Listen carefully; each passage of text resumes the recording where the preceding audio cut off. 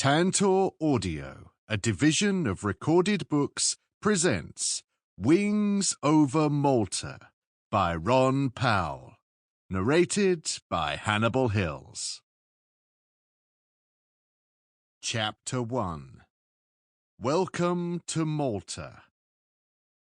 Jack pulled the reflector sight ahead of the 88's nose and squeezed the bottom of the rocker switch. His Spitfire shuddered as cannon tracer raced away and smashed into the bomber's wing root. He hesitated.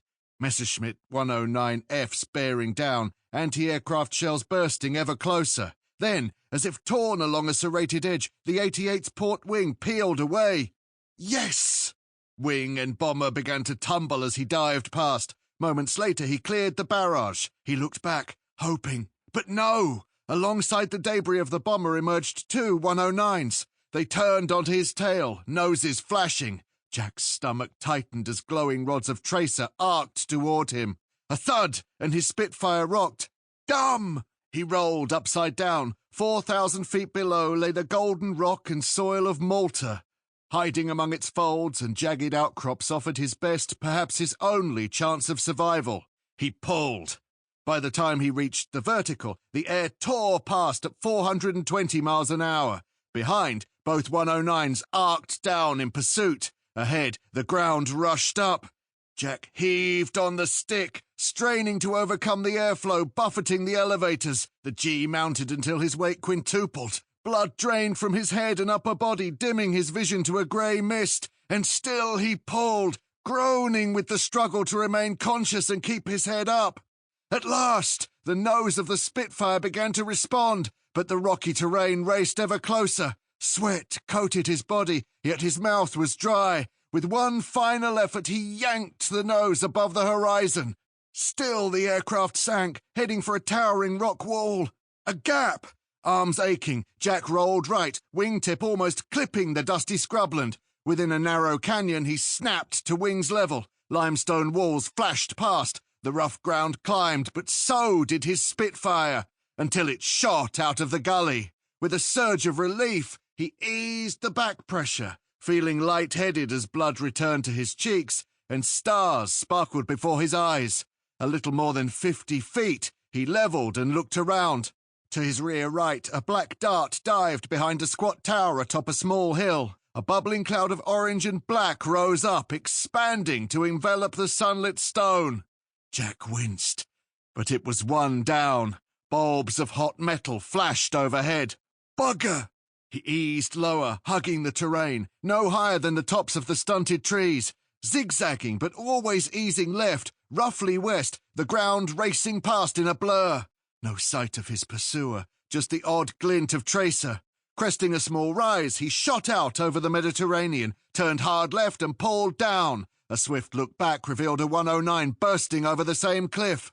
Breathing hard, Jack rolled out just above the water, the craggy coast to his left. Blue waves turned turquoise, then sparkling white as they crashed against the base of sandy yellow cliffs. No time to admire the beauty. He flew south, jinking, sweeping as close to the rock wall as he dared. The cliffs climbed, and he climbed with them, staying 50 feet below the lip. He was sodden in sweat, twisting in his seat. Was this how a hunted animal felt? At the cliff's highest point, he pulled up and with a clearance of no more than 20 feet, rolled left onto a northeasterly heading. Every instinct told him to stay low, but this was his first sortie over Malta, and you're gonna have to climb, Jack! The airfield was no more than 3 or 4 miles away, but he'd never find it at this height, and he daren't surprise its gunners by blundering in at 0 feet unannounced. Still no sign of the 109. He eased back on the stick. A series of thudding impacts. His canopy shattered. Vapour belched from the engine cowling. A dark shape shot behind. He froze. Memories flooding in. Come on, Jack. This is different. No blood, no pain, no fire. Yet, screwing his eyes, he fought the fear. It had paralysed him then and threatened to do so now. Not this time, he screamed, manoeuvring to look for an assailant that seemed to have vanished. Oily vapours steamed back from the spinner, spattering the windscreen. The oil temperature was rising, the pressure falling. How long before the engine gave out? He raised the nose, converting speed to height, making the most of what power he had. The terrain below was awful. Then, the landmark he'd hoped to see, the citadel perched on its hill. Yeah! The muted whoop of triumph was drowned by an ear-splitting graunch. The propeller stopped, one of its 3 blades just beyond the vertical. Jack pushed the nose forward to enter a glide, the only sound the airflow whistling through the jagged holes in the canopy. The airfield was just beyond the hill, about 2 miles away. Could he make it? Wind light, so no help or hindrance from that quarter. Wheels and flaps up, canopy open. Much to his relief, despite the damage, the hood slid back and locked. He wasn't used to straight approaches. What wasn't hidden beneath the long nose was distorted by the oil mist on the perspex, but weaving for a peak would lose precious height, so, sweaty palms twitching on stick and throttle, he thrust his head left into the airflow and peered along the engine cowling. All too soon, he slid to the right of the citadel, sinking beneath its creamy stone bastions toward tiny fields guarded by dry stone walls. At no more than 20 feet, he passed over coils of barbed wire, a gun emplacement, and a line of aircraft pens. Startled faces looked up. He raised the nose to reduce the rate of descent, raised it again. The Spitfire touched down amid loud scrapes, thuds, and bangs. Jack was buffeted from side to side, instrument panel and world beyond the cockpit a juddering blur. Then a resounding clang and sudden stop. Thrown forward, his head. Chapter 2. 3 days earlier. At the end of the flight deck, Jack lunged against his shoulder straps like a ski jumper leaping into the void. Despite the encouragement, he and his Spitfire sank toward the waves. Spray lashed the canopy. His heart pounded. He played the stick, trying to coax the nose up without pulling into a stall, but it was no good. He was going in. Then the propeller seemed to bite on thicker air. As the tallest whitecaps reached up to lick at its belly, the fighter leveled. A glimmer of hope. Jack pushed his left hand against the throttle and eased the stick back with his right. Finally, the Spitfire responded, drawing away from the ocean and the towering bows of the carrier. He took a deep breath, blew out his cheeks, and patted the top of the instrument panel. Well done, old girl. Satisfied with the acceleration and rate of climb, he raised the undercarriage and lowered the wing flaps to drop the wooden wedges holding them at 15 degrees. Unconventional, but it had seemed to work, giving extra lift without too much drag. He brought the flaps up again, and the Spitfire skipped ahead. Climbing through 250 feet, his heartbeat slowing, he entered a gentle left turn and looked over his shoulder. For the first time in nearly a month, he was in his element, in an environment he understood, and over which he could exercise at least some control. The feeling of relief bordered on elation, but only until he refocused on the carrier. At that point, it melted into concern for those about to follow him. HMS Eagle was bigger than anything he'd seen in Barry docks, and yet, when he and his fellow pilots had boarded her back in Gibraltar, they'd soon concluded that her 667-foot flight deck was nowhere near long enough for a fully laden Spitfire. Since then, the Navy had done all they could to boost their confidence, emphasizing that they wouldn't consider launching unless the carrier was going full bore into wind, which would give them at least 30 knots airspeed before they even released their brakes. It would be a piece of cake. Jack had almost believed them, right up to the point where he'd strapped in and watched the first section of 5 struggle into the air. His own narrow margin of success had merely confirmed their original assessment. The floating runway was too bloody short. And he was an experienced operator, whereas all bar one of his section were relative novices. The first was lining up. Jack dragged his eyes away to quarter the sky. The shadowing Junkers U-88s seemed to have disappeared for the time being, chased away by Argus's Fulmars. 2 Blenheims orbited above, waiting to lead him to Malta. 3 others were already lost to sight, shepherding the first section toward the island. Relying on bombers for navigational assistance stuck in Jack's gullet, but one of the early Hurricane missions had lost 8 aircraft and their pilots when they'd run out of fuel short of their destination. So perhaps the Blenheims were a necessary evil. He returned his gaze to the carrier. A sandy brown Spitfire was nearing the end of the flight deck. It was crawling, moving far too slowly to get airborne, and when it finally inched ahead of the deck, Jack sensed it dropping. Oh my God! He held his breath, waiting for a splash as the Spitfire sank onto the water to be run over and cut in half by the carrier, just like another of the Hurricane pioneers. But no, it edged away from the great grey airfield and started its own gentle turn. Jack breathed again. Well done, Quebec! He throttled back to give the young French-Canadian a better chance of catching up.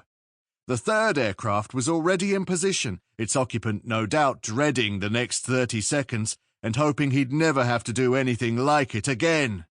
You had to admire the Navy flyers who did it for a living, not only taking off and flying away from their floating airfield, but having to find the bloody thing again when it was doing all it could not to be found in thousands of square miles of featureless ocean. And then they had to land on a deck that could be pitching and rolling all over the shop. He shuddered at the thought and looked up to where the 2 Blenheims were still orbiting. No sign of a third section of bombers yet. Turning his attention to the sea, he scanned methodically out to the distant horizon. He'd done his fair share of convoy patrols over the Channel, but then enemy air activity had been the major concern. Over the last few weeks in the Atlantic and Mediterranean, he'd become more attuned to potential surface and subsurface threats. Below decks, with no idea of what was out there, you felt incredibly vulnerable, awake to every bang and scrape, of which there were many. Things became a little clearer when you were allowed topside, but even then, the sight of destroyers dashing this way and that could be profoundly unsettling. Were they in pursuit of definite sightings, or off chasing phantoms? No one ever saw fit to tell them. It had made him a very nervous sailor. Much better off up here, he thought. Beneath him, against all their inclination and training, the 13 ships of Force H, 2 carriers, a battleship, a cruiser, and 9 destroyers, steamed steadily into the southerly wind. Foaming wakes trailed for miles, a godsend for German or Italian recce aircraft, and the ships and bombers they'd summon up. For the time being, though, no enemy was in sight. Not that Jack was likely to spot the vessels they feared most. U-boats. The 3rd Spitfire narrowly avoided a watery grave, and the 4th lined up. Approaching 2,000 feet, Jack steeled himself for an operation he'd been quietly dreading. He was about to find out whether the engineers had fixed a snag that had foiled their first attempt to reach Malta and caused a frustrating, week-long delay. On the 22nd of February, 1942, Jack and 15 other pilots of various nationalities had arrived at Gibraltar on the 5,000-ton freighter Cape Hawk. Below decks were the first 16 Spitfire fighters destined to operate outside the UK. While Force H gathered around the Rock, the brand-new Mark 5Bs were removed from their crates, partially rebuilt, and craned onto the Eagle. For the carrier and its escorts to sail as far as Malta would be suicide, not only exposing them to prolonged attack from the Italian Navy and German U-boats, but also putting them in range of Axis bombers in Sardinia, Sicily, southern Italy, and North Africa. So, for Operation Spotter to succeed, the Spitfires had to launch from south of the Balearics, a little over 300 miles east of Gibraltar, but 700 miles west of their island destination. Spitfires had been fitted with auxiliary fuel tanks before, but, unlike Hurricanes, never ones large enough to allow them to reach Malta. That was about to change. As they sailed on the 26th of February, down in Eagle's hangar deck, brand new 90-gallon tanks were being attached beneath the engine cowling of each Spitfire. When Jack saw the results, he was appalled. It was as if the curving grass box from a large lawnmower had been tacked between the undercarriage legs of his favourite machine. And, to add insult to injury, when the aircraft were brought on deck for engine runs, some of the tanks refused to feed their precious cargo into the redesigned fuel systems, while others siphoned it into the airflow. Nothing the RAF ground crew tried was to any avail. With the deadline for flying from the carrier approaching, the pilots watched their engineering officer head for the bridge. Their lives were in his hands. The squadron leader received the full blast of the captain's fury, but he refused to declare the aircraft serviceable, for which Jack and his fellow pilots were eternally grateful. Without his moral courage, they had no doubt they'd have been sent off to give it a go. Instead, they sailed back to Gibraltar, powered by the steam issuing from under the old man's hat. It didn't take much imagination to guess the tone of signals whistling between the Admiralty and Air Ministry, especially when it was discovered that the tanks hadn't even been tested prior to delivery. The RAF contingent braced themselves for a rough time from the crew of Eagle, but relations remained cordial, if full of venomous banter. After all, the Navy had always called the RAF penguins, all flap and no fly, and on this occasion they were right. An expert arrived in Gib armed with information that could have saved a lot of pain and inconvenience. Firstly, when fitting a tank, if the seal between it and the aircraft was even slightly damaged, it would admit air and cause siphoning. And secondly, if the bulbous sump at the bottom of a tank was dented, it could block the pipe feeding fuel to the aircraft. On closer inspection, the seals on several tanks were malformed, while some of the sumps had been damaged, either in transit or when being fitted. The Navy drummed their fingers, and the RAF ground crew worked round the clock to put things right. Finally, on Thursday the 5th of March, with repairs and testing complete and much humble pie consumed, Force H set sail for a second attempt. En route, one of the Spitfires had to be cannibalized to fix further problems with the others. So, when they launched a few minutes after dawn on Saturday the 7th, they were down to 15. Not the RAF's finest hour. Jack looked to the heavens and placed his right hand on the fuel selector. If the overload tank failed to feed, his options were limited. Fearing for their precious flight deck, the Navy had forbidden the RAF pilots to return to the carrier. The ban wounded Jack's pride, but, with the experience of taking off fresh in his mind, he had to concede that they had a point. The chances of pulling off a successful landing on your first ever attempt were pretty slim. Unfortunately, the alternatives, flying south to land in North Africa, heading back to Gibraltar, or ditching next to one of the ships and hoping to survive and be picked up, were none too attractive either. He took a deep breath and turned the selector from main to auxiliary, alert for the merest glint from the fuel pressure warning light or the tiniest stutter from the Merlin. After what seemed a sensible delay, with no red light and no change in engine note, he relinquished his grip. So far, so good. The 5th Spitfire had lined up. Its pilot was the only member of his section Jack had met before. Sergeant, now Flight Sergeant, Jonathan Charles, had been at Biggin Hill in September 1940, arriving a few days before. He reached down and ran his fingers along the deep gouge in his right calf, then shook himself free of an all-too-familiar memory. No time for that now. He was less worried for JC than those preceding him, but frankly his friend's takeoff looked no less frightening. Headwind or not, he seemed to have nothing like flying speed when he reached the end of the flight deck. Nonetheless, after giving Jack an anxious few moments, the Yorkshireman climbed away and turned to join up as quickly as possible. 2 Spitfires had already positioned themselves wide to either side of Jack's tailplane, and the third was cutting the corner to pass behind and take up echelon on the right, beyond Quebec. They were climbing through a haze layer with a ruddy tinge.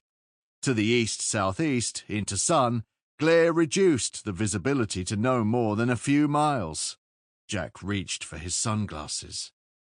About 60 miles into that shimmering haze lay the coast of North Africa. The distance made him uneasy.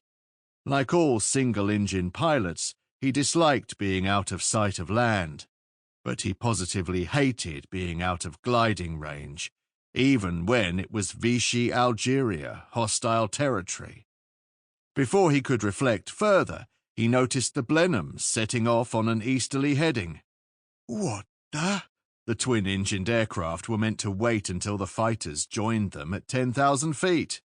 Despite the initial shock, Jack could understand why the bomber pilots were so eager to set off. They'd arrived late, and if, as he suspected, it was because they'd had trouble finding the carrier group, they'd have eaten into their fuel margins, so they couldn't afford to hang around. "Buggered off, then," he said. "See if we care." He still talked to himself. It took the edge off his loneliness and helped pass the time, and there'd be plenty of that to while away this morning.